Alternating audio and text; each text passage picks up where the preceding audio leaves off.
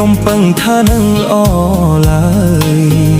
ប្រពសេងក្រៅពីរូបបងហើយម្ចាស់ថ្លៃអើយមិនដែលចេះថ្នាក់ថ្នមបីកុំស្រឡាញ់គេណាអូនណារក្សាស្នេហានឹងចិត្តចាស់ថ្លៃឲ្យស្រស់ឲ្យខ្ពស់ឲ្យមានតំលៃវាសនាស្រីគង់ជួបនិស្ស័យល្អបានជឿតែបងចង់រូបបងជាប្រុសមិនមានដែលមានចិត្តសាមញ្ញបើ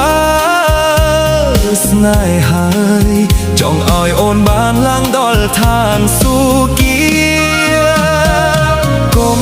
ស្រឡាញ់គេក្រៅពី